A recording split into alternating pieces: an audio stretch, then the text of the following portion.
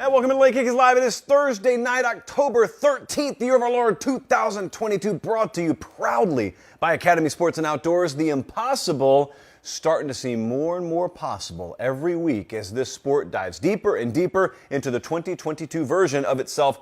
We are jam-packed high atop a rambunctious downtown Nashville, Tennessee. Week 7 upset alert. It's become a Thursday staple, and it makes us look both genius and dumb every week around this time.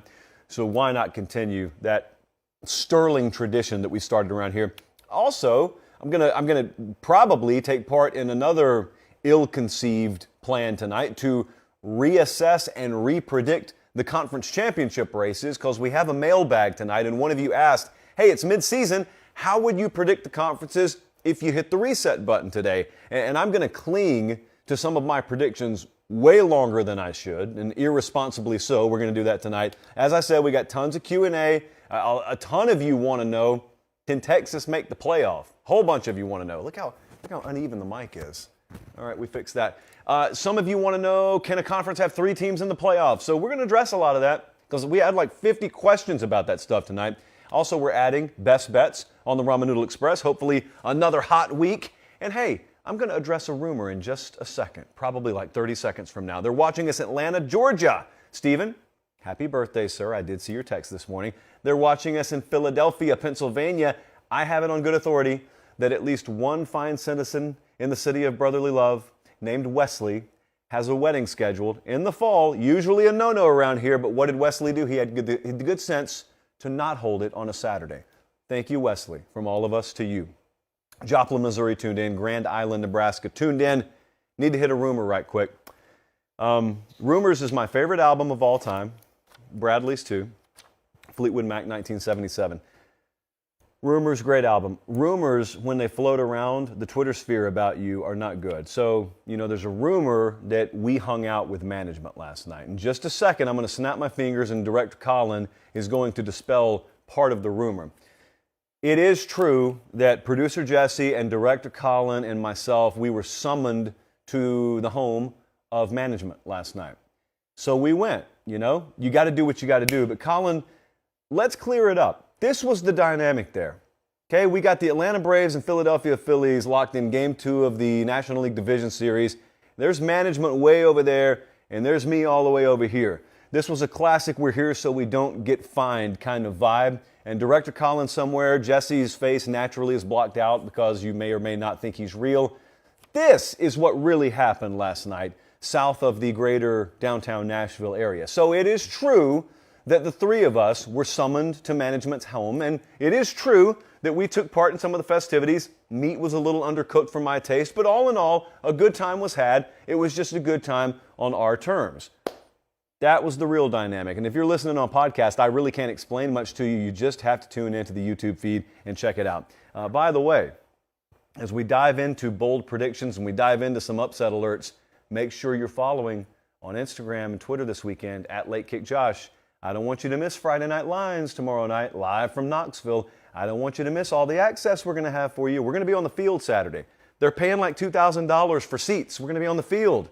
And someone tells me we're going to make a few dimes to do that. So it's going to be fun. Going to get you a lot of looks at things you otherwise wouldn't get to see in that Instagram story. All right, let's talk about the U word, upset alerts. Thank you for being tuned in, by the way, if you're watching live. Some games are on your radar. Some games maybe not on your radar, but I'm about to put them on your radar. So every Thursday night around this time, we just go simple scale of 1 to 10. We name some of these games. How worried am I for the favorite?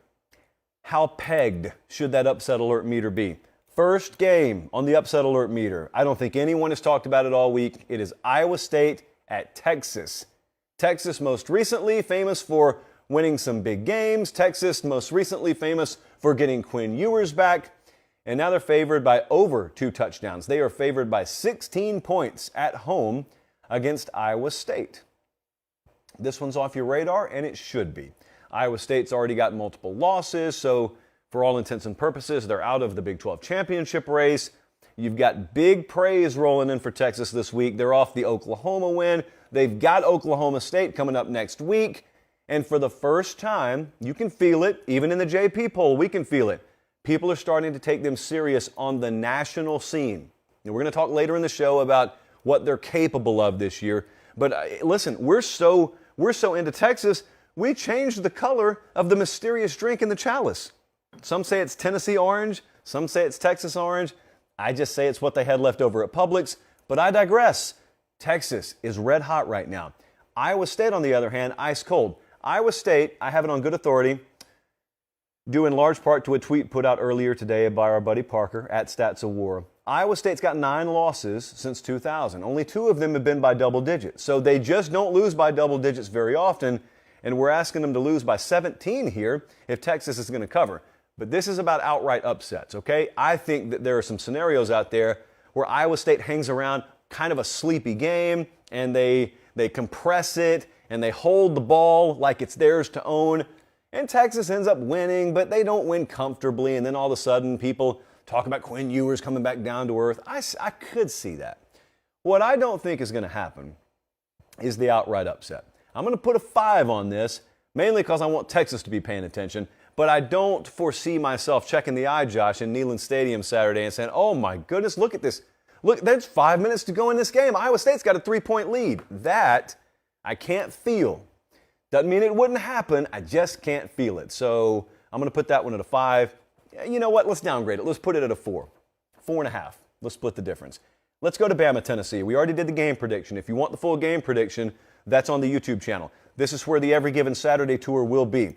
Beyond ecstatically excited to be at this game when it finally means what it used to mean. So we are headed out here early in the morning, and we are going to beat the traffic as best we can by 24 hours. This one's going to be really, really fun. All right, we're talking about upsets. I picked Tennessee to win this game outright. So obviously, from the Alabama standpoint, yes, this is like an 8 or a 9 on the upset alert meter. It's certainly in play. Bama's favored by 7 right now. What do you have to deal with? You got an excellent passer in Hendon Hooker. I was listening to Nick Saban talk earlier today. He started to talk about the key for his team being the same key we've spoken about all week on this show. I've done like 437 radio hits all across the country, and I've mentioned that same word, balance, but not statistical balance. I simply mean what I think Nick Saban means. Maybe he watched the show. I don't know what he does in his free time. But what I mean by balance and what I think Saban means is they've got to be convinced that we can throw the ball on our terms. Throw the ball whenever we want to. Be willing to throw the ball whenever we want to. If Tennessee believes that, then Bama's going to put up a really big number on them. It does not shock me if Alabama scores 50 points on Tennessee Saturday if they can strike that kind of balance.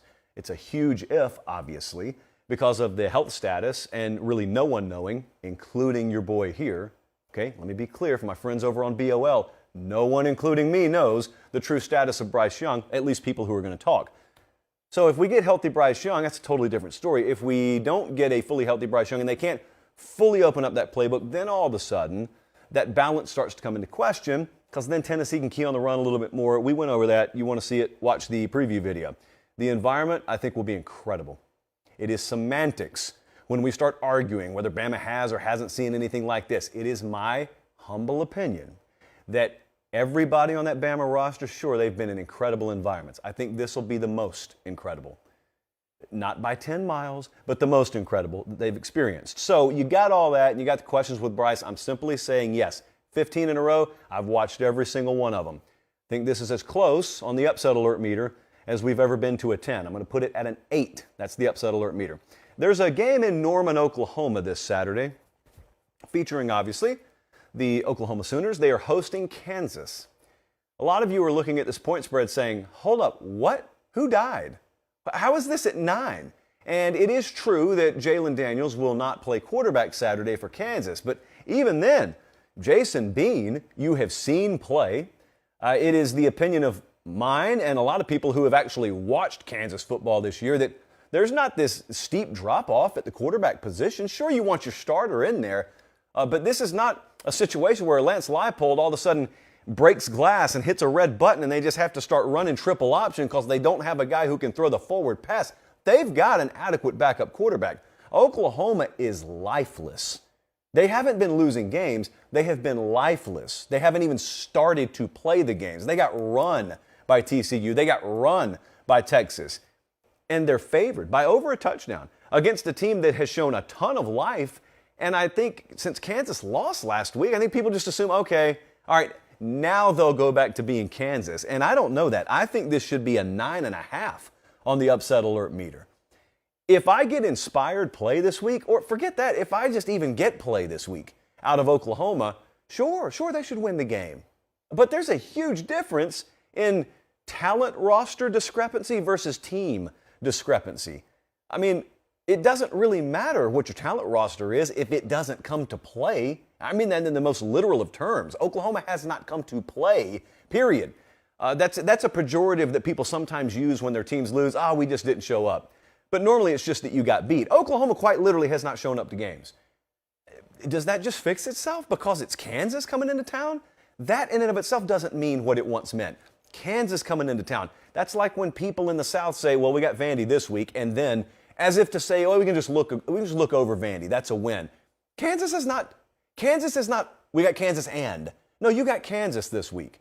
And for some reason, Oklahoma's favored by 9. Now, the model likes Kansas. We'll see. Tune into Friday Night Lines. I'm not adding them tonight as a best bet, but I'm saying this is a solid 9 or a 9.5 on the upset alert meter. Like this, it would shock me, to be blunt, if I were to see Oklahoma run away with this game. Now, actually, it wouldn't shock me to see Oklahoma lose outright. I'm just saying I don't think that line should be that fat. So we'll address that on Friday Night Lines, but I'm putting this at a 9 or a 9.5 on the upset alert scale. Auburn at Ole Miss. You may not be watching this game Saturday. Don't worry, I'll watch it for you, or at least I'll watch the replay. However, there may be some more going on here than you realize. Couple of things. One, I think you do have a pretty good pulse on. Brian Harsin is unlikely to be retained as the Auburn head coach. Now, what no one knows, emphasize no one, even the person who's going to make the decision, whomstever that is on the Plains, knows whether this is the final week. Does he have to lose by X number of points? Is it going to be next week? Is it going to be the bye week? Which is just a dumb conversation, but it's one that's being had.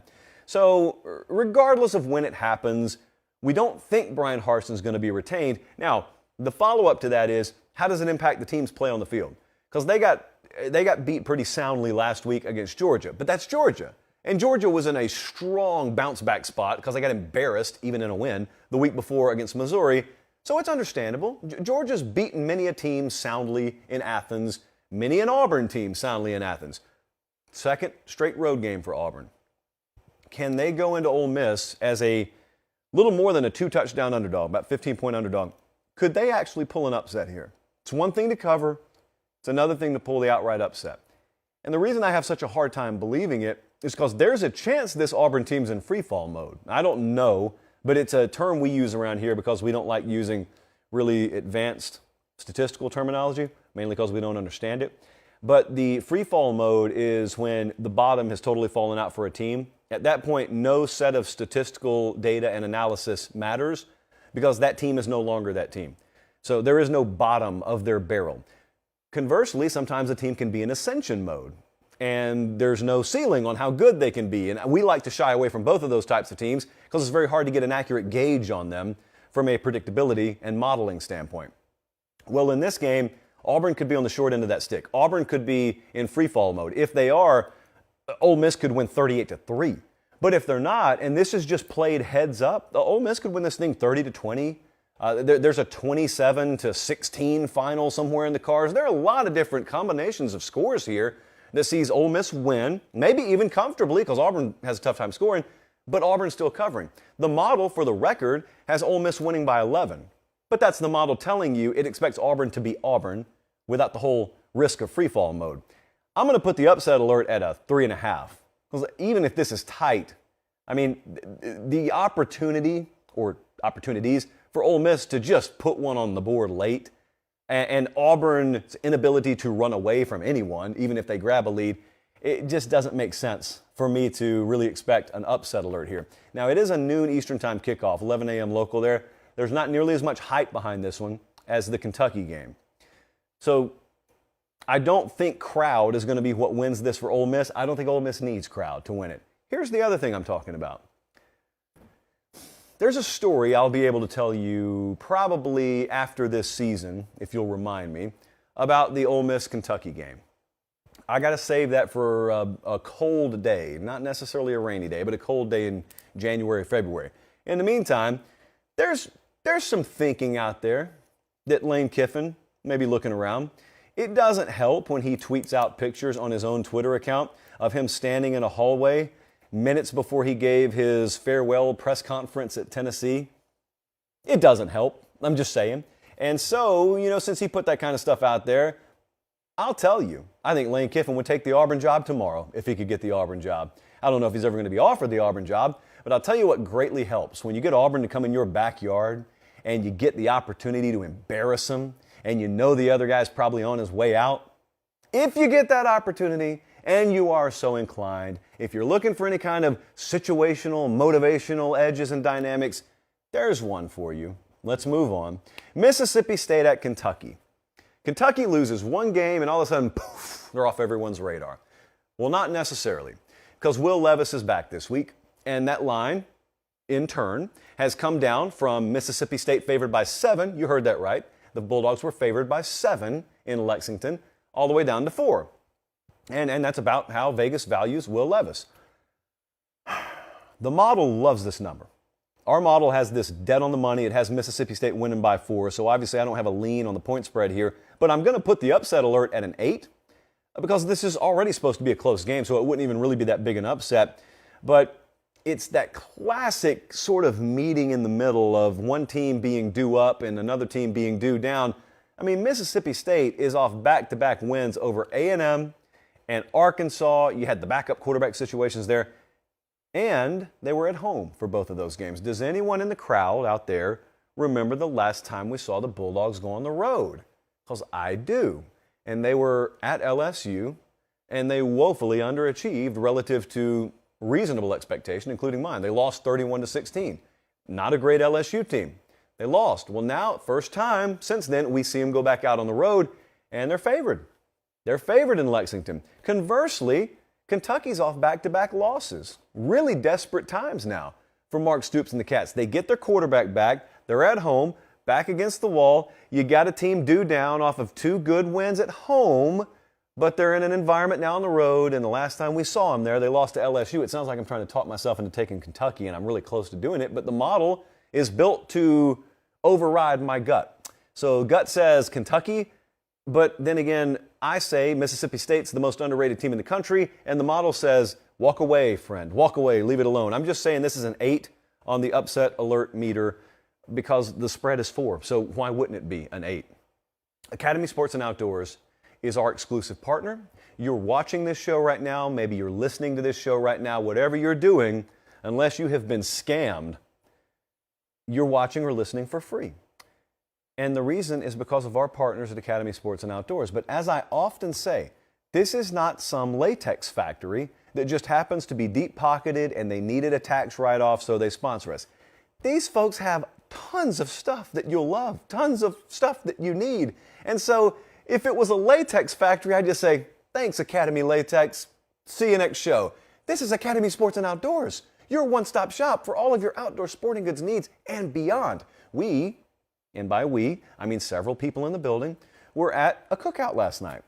The good news is there were a lot of products there. Everything from the fold-out chairs to the seasoning on the steaks, etc. The very grill that we cooked that meat on could have very well been purchased at Academy. I have it on good authority that some of it was purchased at Academy because I, being the good person I am, may have slipped an Academy gift card or two to somebody who was at that house. Academy Sports and Outdoors is either in your neighborhood already, coming to your neighborhood soon, or is available via academy.com.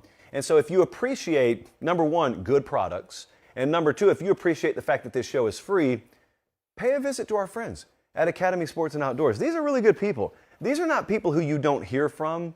You know, they don't make us deal with middlemen or middlewomen. I talk directly to these folks. They're huge fans of the show. They're huge fans of college football. They are what Meemaw would call real ones. And so if you want to support the show and you want to support real ones and you want to get some good stuff in your life, don't care if it's a grill or a baseball bat, Academy Sports and Outdoors or academy.com. Speaking of LSU, I mentioned LSU a couple of minutes ago. Before we dive into the mailbag, one of you asked me today, hey, where's the LSU Florida preview? So I'm not going to do a full 10-minute preview on this, but I did want to touch on it because these are two of our biggest viewer bases. So LSU is at Florida. I look forward to the day, by the way, and I think it's coming, when this game gets its luster back, gets the national spotlight rightly shown on it again. This is a 7 o'clock game. It's ESPN. And by the way, how about you Florida season ticket holders? This is what you had: the Utah game, primetime game. You had, who else went down there? Kentucky, primetime game. This is their third pretty high-profile primetime game already, and some folks don't get that all year. So hats off. I don't know what you guys are doing, but you're doing it right. I'm hopeful that one day, this is right back in the national spotlight. This is a critical game. I know it doesn't have playoff ramifications on it, but if the casuals can plug their ears for a second, the remainder around here, I think we get that there's a big difference in heading into the back half of October 5-2 versus 4-3. Both of these teams are 4-2 right now.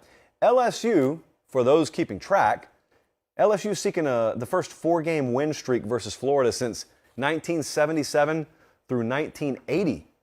And who can forget that stretch for the Bayou Bengals? I have no clue what to do with this Tennessee game last week. LSU got drugged at home by Tennessee, famously. And I don't really know what to do with it. Certainly, we want to use all the information available at our fingertips to make the most accurate prediction possible, right? Christopher Walken said in Wedding Crashers, we have no way of knowing what the future holds. We just have to do the best we can with the information at hand. Paraphrasing Christopher Walken. How do I process that Tennessee game? I saw the muffed kickoff, and then I saw the big kick return or punt return and set up Tennessee in plus territory, and Tennessee just, boom, grabs a 2-score lead right out of the gate. And it's not like I didn't see that. It's not like it doesn't count. But if I'm trying to look ahead and ask myself how that stuff translates to this game, I don't know that it matters. I just think that was a very poor showing by LSU. LSU is still capable of plenty more than that, and it is what it is. Maybe Tennessee's just a really good team. But it was such a unique set of circumstances, I tend to kind of remove it. Bake the numbers in, but otherwise just kind of remove it.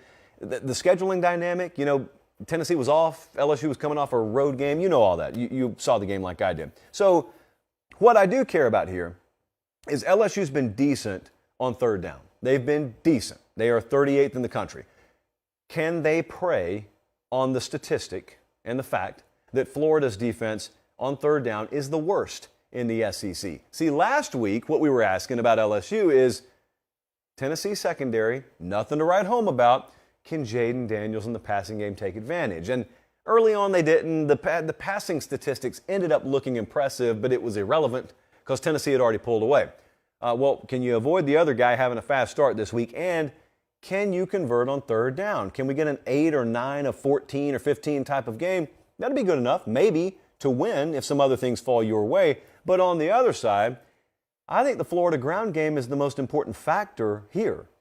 Tennessee didn't win last week because they threw the ball all over LSU. They won because they ran the ball all over LSU. Now, you may be right if you say, well, we'll have an easier time defending Florida's ground game because we don't have to respect Richardson's arm quite like we do against Hendon Hooker. That sounds all well and good, but Anthony Richardson can stretch the field with his arm.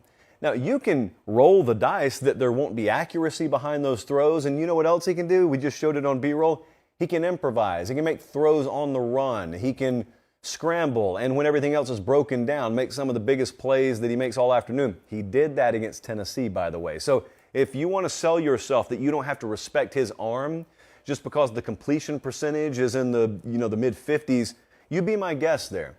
That's how you lose football games. So I think Florida could have a fair amount of success on the ground because of that. Let's take a look at what the model thinks. The Vegas number right now is Florida minus 2.5. Our number's a little bit north of there. It's Florida minus 3.5. Because of the reasons I just mentioned, and because I do think that ground game is a tick better than whatever the biggest advantage LSU has in this game is, I'm going to take Florida to win and finally snap that streak before it gets out of hand and matches something in the late 70s. So LSU away from home, not a fan here. I'm going to take Florida to win. I'm going to take Florida to cover. There is not a strong lean. The model doesn't have a strong lean on this, as you saw.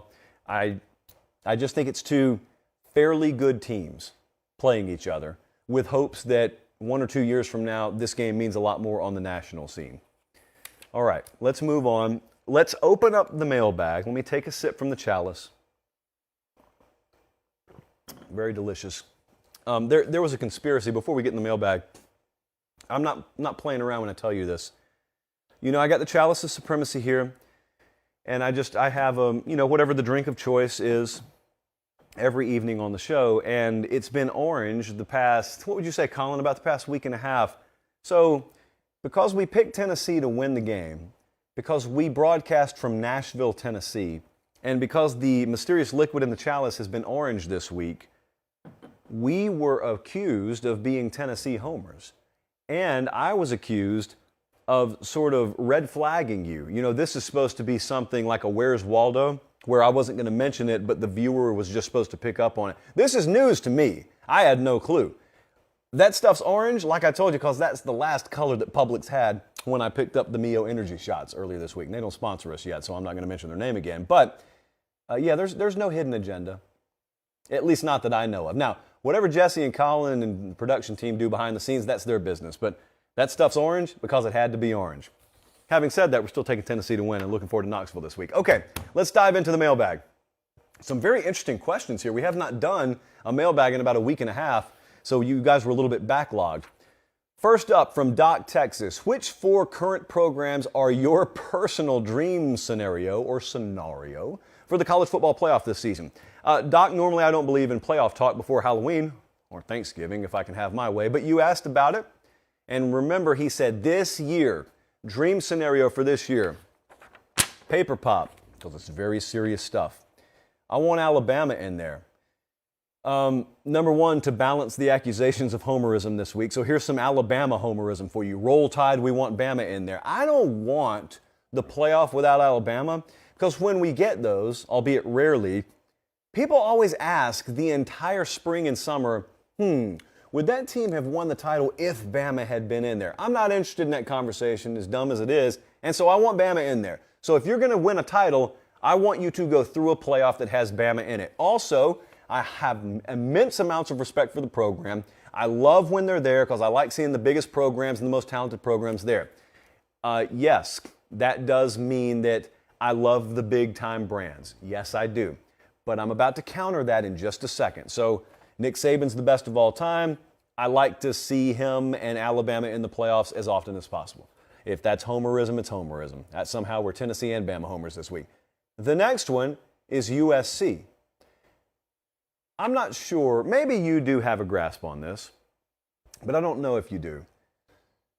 I don't know, even people who have been around, I don't care if you're 30 or 50 or 70, it's been a while since USC's been in that conversation. And so I'm not quite sure the world is ready for what it's going to be like if and when USC finally gets back in the playoff. I'd just love to see it happen this season because I think it would be the height of entertainment. And think about the other team I just mentioned, Bama and USC. I don't care if they face off in round 1 or the national title or whatever. Those are the 2 Yankee-esque programs in college football.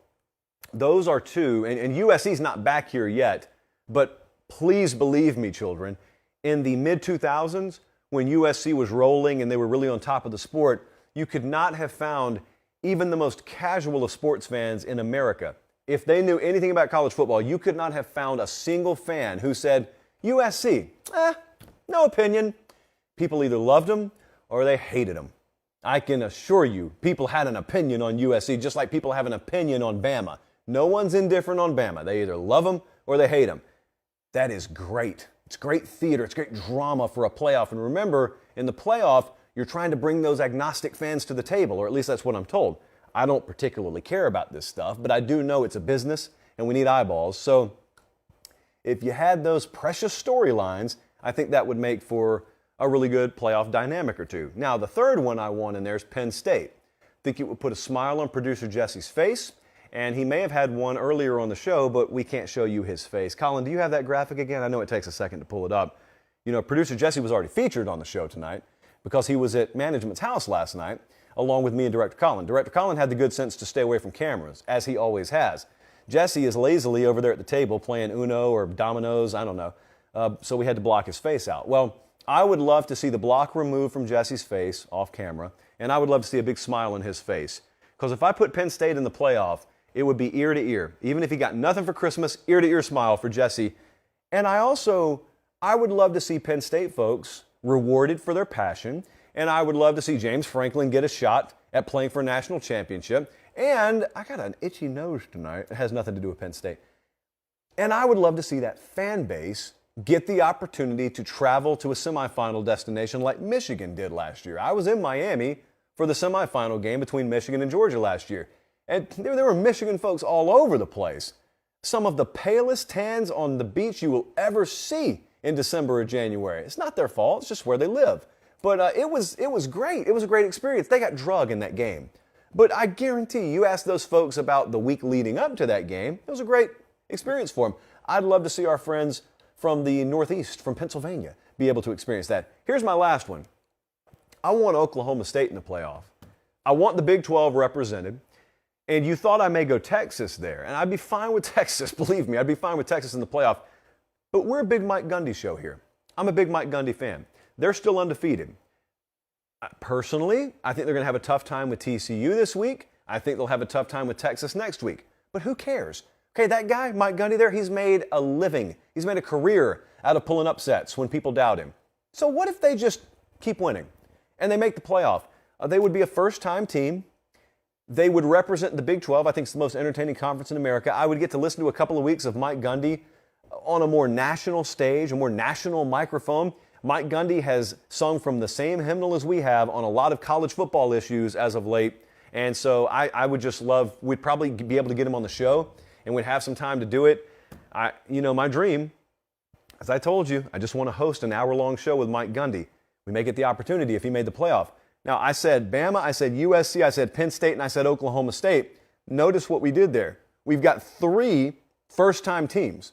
So 3 teams there punched their playoff ticket for the first time. That guarantees at least one team in the national championship that's never been to the playoff before. I think that would be entertaining. I'm sure everyone in the comments will agree with every team I just predicted there. Well, not predicted. It's not a prediction. Every team I picked. Roanoke. Hold on. No. Hold on, Jesse. Hold on.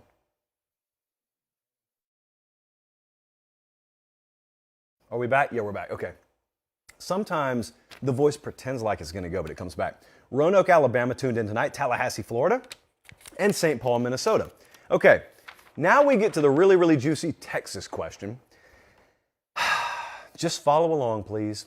Texas Junkie asks, if Texas runs the table and wins the Big 12 championship, do they make the college football playoff? Look at the faces out there. I haven't even begun to give my answer and people are screaming already. So let me read it one more time. They run the table, okay? So Texas is a 2-loss team. They win the Big 12 championship. Do they make the playoff? Let me first state the obvious. With 2 losses, there is nothing Texas could do from this point forward that puts their playoff fate in their own hands. That doesn't mean they can't make the playoff, but if they do, several things have to fall their way. Okay, and that's with them going undefeated and win the Big 12 championship. No 2-loss team has ever made it. Jesse was telling me earlier today, we've had several 2-loss conference champs even. So we've had some 1-loss teams that didn't make it, much less all the 2-loss teams. So for Texas to do this, they'd have to be the first to ever be able to pull this off. Now, if someone's going to pull it off, candidly, it would be a team in this situation. Because here's what I think I could see. I'm not predicting this, not a prediction, but I could see if Texas were to end up running this schedule, and I'll tell you what, Colin, I told you to wait, but go ahead and throw Texas' schedule up. So to give you an idea of what they have left, they got Iowa State this week. Okay, they got a lineup of ranked teams coming up. In fact, after this week, every remaining team I have power rated top 25. The AP's got 4 of them in the top 20. So they go at Oklahoma State, at Kansas State, TCU, at Kansas, and Baylor. So if they were to beat all those teams, they've got an ultra-impressive resume. They've got 2 early losses. One of them is to Bama by 1 point without Quinn Ewers most of the game. They lost at Texas Tech without Quinn Ewers. So here's what that would sound like. Follow me here. I don't care if you hate Texas. Follow me here. let's say the two things happen. The first is chaos, nationwide chaos. And so we don't have that nice, neat pack of undefeated conference champs, because if that happens, this is a moot point. But if we get some chaos and we just got maybe one or two locks and then there's just madness behind them, imagine someone on Selection Sunday saying, Texas is the hottest team in the country right now. They do have two losses. One of them is to presumably an Alabama team maybe that's in the playoff by 1 point. They were without their backup, or they were without their quarterback. So what we're asking ourselves is, how much do we measure the two losses versus the clear team that Texas is now, being a different product than they were without their quarterback? Oh, and by the way, in this scenario, there are no clear 3s and 4s, or maybe there's not a clear 4, and Texas has won a conference championship in this scenario. Yes, it's possible. It's an outside shot, and as I said, other stuff has to happen. It doesn't matter if they win every game by 50. Other stuff has to happen for them, but if all that other stuff starts to happen, that's not out of the realm of possibility. But you know what has to take place? And it was baked into the question, but what has to take place is just that. They have to win the remainder of their games. And that is a tough stretch. Colin, show me that schedule one more time. I know that everyone looks at these games, and in any individual game, Texas will be favored. I think they may be favored the rest of the way. But my goodness, I mean, they've got to play at Oklahoma State next week. Now, I think it's going to freak some people out that Texas, with two losses, is going to be favored in Stillwater, even if Oklahoma State's undefeated. You are what your record says you are. Crowd is going to be freaked out by that. They go to Kansas State. They do have a bye, though, between Oklahoma State and Kansas State. But TCU playing red-hot football right now at Kansas, Baylor, and that's a tough stretch. Even if they're playing it at maximum efficiency, that's a tough stretch. But if they get through that, they'll have an ultra-impressive resume. They'll be red-hot. Those losses will be in the past. If I were a Texas representative, I would say, hey, maybe we shouldn't have scheduled Bama. Maybe we should have scheduled another FCS opponent. If you just care about our record, to me, personally, I think a 1-point loss against one of the best teams in the country is actually a feather in our cap with our backup quarterback. But hey, if we are what our record says we are, whatever, I'd make that argument. I would turn their logic against them. All right, if that didn't get you fired up, I bet this one will. Mind you, I did not create these questions. What did I just put in the live chat? I put the link in the live chat, my bad. What I was going to do, it was hop in the live chat and ask you to like the video, because 413 of you have, but I think we can do way better. So please like the video and subscribe. Second paper pop of the evening. This one is sure to raise eyebrows. Ecstatic Vol asked, what happens if, you know what, I'll give you the scenario in a second, okay? Here's the question. Is there a chance 3 SEC teams make the playoff? That's the question. My answer is, okay, technically, yes, there's a chance. I do not think there is any path that they, capital T, ever allow this to happen. Now, before we talk specifics, I just want to ask you guys, everyone listening, everyone watching, do you have a fixed opinion on this? I have found that most everyone already does. And you're either in the camp, candidly, like I am, which says they are never letting 3 teams from the same conference in a 4-team playoff. Or you're in the other fixed camp. They're looking for every possible reason to let 3 SEC teams in that 4-team playoff. I can promise you the latter is not true. I can't promise you the former is true. I'm just telling you I believe in the former. I believe that that committee would find a way. Even if those 3 SEC teams were deserving, they would find a way to push someone else in there. Now, you know my approach. My approach is I don't care about conference affiliation past Conference Championship Saturday. Once we get to the end of the season and the end of Conference Championship Saturday, your conference affiliation ceases to matter to me. And if I'm filling out a playoff field, this is my own model, if I'm filling out the JP playoff field, I'm just taking the 4 most deserving teams based on my criteria. And my criteria values a conference championship. It does not require a conference championship. By that logic, I could take the Chiefs and the Rams. Let's take the Bills. I could take the Chiefs and the Bills and drop them in the ACC, and before the season starts, you would tell me a maximum of one of them is capable of making the playoff because, well, they're both in the same conference, and you have to win a conference championship to make the playoff. Stupid. 2 best teams in the country could reside in the same imaginal geographic boundary that we call conferences in any given year. So I'm just about putting the 4 best in. Sometimes we do it that way, sometimes we don't. But anyway, how does this happen? Now we go back to the scenario. If 3 SEC teams were to make it into the playoff, as best I can tell, and as best the question was asked, Tennessee would beat Alabama this weekend. Then Tennessee would go to Georgia and lose. And then Bama would beat Georgia in the SEC championship game. So all of them have 1 loss. Of course, this requires them not losing any other games. So Tennessee beats Bama, Georgia beats Tennessee, Bama beats Georgia. So you got Bama, 1 loss, SEC champ, they're in, no question asked. Tennessee did not play for the SEC championship in this scenario, but their only loss is to Georgia, who played for the SEC championship. So you could quickly see how that resume test, if it's blind, if it doesn't care what conference you're in, that resume test would really quickly vault all those teams up into consideration. They would probably all in the AP be ranked top 5 or top 6. I don't know where the committee would have them. That's what would have to happen, okay? Now, as that plays out, you would also need some bumper car type stuff to happen in the Pac-12 to where there's no viable candidate. And ditto in the Big 12, no viable candidate. And probably in the ACC, no viable candidate. Because, I mean, the Big Ten's spitting out a playoff team in all likelihood. So I would just be fascinated. You know, if Clemson drops a game somewhere, they don't look like they're going to right now, but if they do drop a game and then they end up winning the ACC, I mean, how would their resume compare to that Tennessee team or that Georgia team? Independent of who the committee would put in, I just wonder how the resume would compare. But here's the other thing that could happen. Not out of the realm of possibility for a team like North Carolina to get in the ACC championship game and just trip Clemson up, and then all of a sudden you're looking around, if you're like me and you've always claimed that the committee's never going to put 3 teams from the same conference in, and you're saying, well, I never banked on there being a lack of other options. I guess they do have to put them in.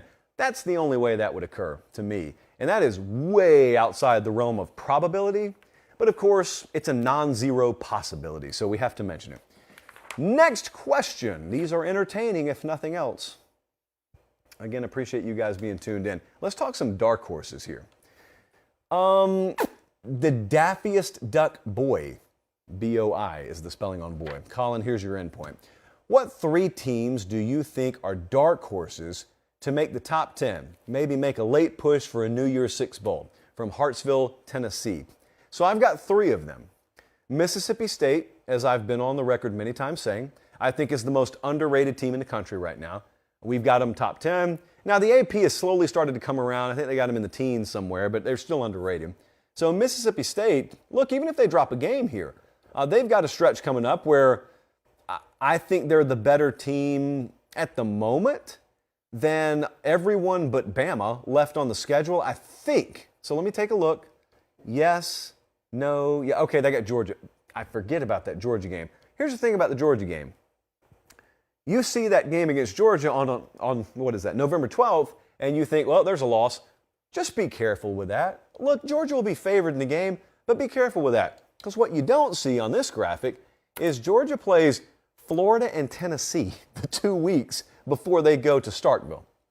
See there? There's the graphical proof, courtesy of Director Colin. So Georgia's got Florida right before Halloween, then they got Tennessee, then they go to Mississippi State. There's no bye week in between there. And for good measure, they got a second road game in a row at Kentucky after that. So Mississippi State could be the upset of the year in the SEC. And of course, if they do that, they'd be top 10. But even if they drop the Bama and Georgia game, if that's it, see that LSU loss, man, that's got to.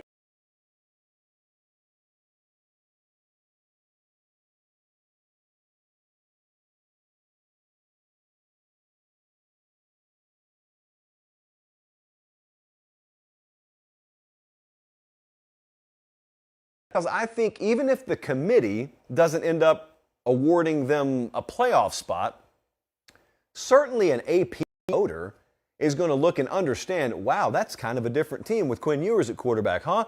All right, well, let's vault them up to number 9 or number 8 or number 7. That's not all that irresponsible. And they've got, like we said, I'm not going to reiterate it a whole lot, they've got a really, really healthy back half of their schedule, but yet I think they can win those games. And even if they drop one of those games, you can have like dueling compartmentalized Texas profiles. One of them is just they are what their record is, and the other one is with Quinn Ewers, without Quinn Ewers. And as long as Quinn Ewers stays healthy, they drop a game, maybe. I'd still look at them, and maybe AP voters will as a top 10 team. The third one is Oregon. And Oregon got left for dead for good reason because they looked just like that in week 1 when they lost to Georgia by like half 100 points. Almost literally half 100. And ever since then, they've done nothing but win. Look how consistent that is. 41 points, 44 points, 45 points, 49 points. They got UCLA at home next week. Both of those teams are on a bye this week. And after that, they've got Cal, they got Colorado. Washington and Utah have to come to Eugene, and then they head up the road to Corvallis. I think Oregon's going to finish in the top 10. I think it's a really, really good and rapidly improving team. And Bo Nix finally found a home. Who knew it was on the Pacific coast, but he finally found a home. So those are my 3 dark horses. I'd be very interested in reading the comments about what you guys think and give me some dark horses. I mean, we're talking teams not top 10 right now that end up finishing top 10. Let's go with, I can't believe we're going to do this, but I got talked into it. Let's go down this road. Jay asked, as of mid-October, who do you think the Power 5 conference winners will be? Now, obviously, we did our preseason predictions, and we were going through them today, and there really aren't many predictions I feel terrible about. Granted, it's only been 6 weeks. I'm going to shift on a couple of them, but I'm going to cling on a couple more. So in the SEC, Alabama was my preseason prediction. I don't have any reason to back off of that. I mean, it's going to come down to, number one, what happens this weekend, because that will determine whether Bama's got margin for error the rest of the way. So you got Bama, Tennessee this weekend, but independent of that, it'll come down to what happens in Atlanta. And so that's the Alabama pick. That's not changing. I mean, it's not like I feel terrible about Bama now. In the Big Ten, I'm also going to stick with Ohio State. There's only reason to feel better about that than there was in the preseason. And the Big Ten is also, I think, going to come down to the trio, if you will, of Ohio State, Michigan, Penn State. Now, Michigan, Penn State play each other this weekend. That game prediction available on the channel, by the way. So both of them are a ways behind Ohio State and the current odds to win the Big Ten championship. But yeah, Ohio State, until further notice, the definitive favorite to win the conference there. Let's look at the ACC, because this is the one where I was really hesitant in the preseason before picking Clemson, and now you got to feel great about that. I don't know anyone out there, if they were asked to reassess like I was just asked to do, that would be off of Clemson. No, so a lot of them would be on them, but I don't think anyone's hopping off that Clemson train right now. So I take the Tigers. They're a minus 300 favorite to win the ACC. The next closest, North Carolina, at plus 600. Let's go to the Pac-12. This is where I have to alter course a little bit, but it's not going to make a lot of sense, so hear me out. Utah was my preseason favorite to win the conference out there. Utah's got one conference loss right now. They just got it. It was at UCLA. They host USC this weekend. I picked Utah to beat USC. I am changing my pick in the Pac-12 to USC. And the reason is because even if the Trojans lose this weekend, the path for Utah is still pretty treacherous. They still have to go to Oregon. USC does not. And so I think Southern Cal, even if they incur a loss this week, I still like their path better. And also, by the time they get to the conference championship game, I think they'll be humming as best they can hum, I guess is the best way I can put it. So USC, I will change the pick there. Of course, we can't do this in real life. So theoretically, if I were going to change my pick, it would be to USC. And lastly, in the Big 12. Now, this is where it gets irresponsible and even dangerous. I could change the pick to TCU. I really could. I could go with Oklahoma State. Sure. I could even ride Texas. Kansas State, for that matter. But why do that when I can go with Baylor, the team that I chose in the preseason? And you know what would be a really fun exercise, actually? I told Jesse what made this so dangerous is even as we're on air, Baylor and West Virginia are playing in a conference game. Baylor is currently up 24-17 at halftime. If they lose tonight, so help me, I will have Colin jettison this entire portion of this segment from the morning VOD that we put on YouTube. But I'm going to stick with Baylor. I still have confidence in Dave Aranda and company. They've got a tough stretch coming up, as does everyone in the Big 12, and I'm sticking with Baylor. So Bama, Ohio State, Clemson, USC, Baylor, what could possibly go wrong? Next question, please. Very important question here. Spencer Smith asks, how do I cope with being at a wedding this weekend? Spencer, you got one person to blame. It's not the bride. It's not the groom. It is, as our friend Michael Jackson once famously said, the man in the mirror. All of us have dealt with this. Much like chickenpox, fall Saturday weddings have impacted us all. It's up to us to determine how we treat them. And I found the perfect solution, and that is to just work Saturdays in the fall. I mean, one of the many blessings of this job is, sure, we get to hang out and talk football all day. Sure, we get paid to go stand on the sideline at the biggest games in the country. Sure, we get to eat really good food. But the real big blessing is when someone sends me that fall wedding invitation, I get to smile, look them in the eye and say, I wish I could. I really wish I could, but gotta work, you know? Gotta work. No bye week here. Gotta work. Hate it for you. Hate it for you. I'll be there next time. And statistically, let's be real, for a lot of you there will be a next time. I still won't be there, but there will be a next time. Spencer, I don't know what more to tell you. It is your fault, but it's not your fault. And I hope I haven't been unclear there. These people are not going to stop. These people are not going to relent. Okay? We are vessels in a sea of casuality. And we are on an ocean of people that really think this is no big deal. These are the kinds of people who would look you in the eye and say, hold on, you tell me a football game is more important than our friendship? Hold on. You tell me a football game is more important than our wedding? Hey, to the second question, let me give a wholehearted, definitive yes. Football is more important than your wedding. Not your marriage, not your love, not your relationship, but your wedding is totally inconsequential to me, especially as it relates to, whether Kansas is going to pull off the upset against Oklahoma. I care about that stuff. Okay, that will impact me a lot more readily than, what, you saying I do? There's no upset there. There's no entertainment there. It's going to happen whether I'm there or not. And so too will football. But I'm a little more invested in football than I am your wedding. Not your marriage, your wedding. I think some of the biggest heroes are the Friday wedding warriors. Wesley in Philadelphia, for example, this weekend.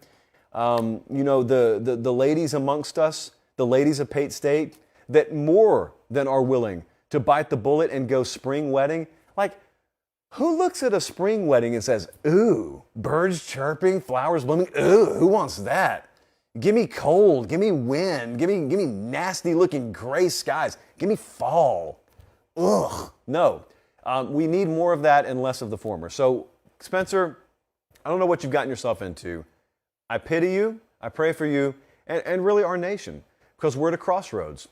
And I'm not running in 2024, and I don't know what I'm going to do in 2028. So, look, there is going to be no executive order passed down against this foolishness. In the meantime, you just got to choose your friends more wisely, or you've got to lay it down on them, and you got to let them know, much like I do about celebrating my birthday. It's a non-starter. We don't do it. Don't invite me to this stuff.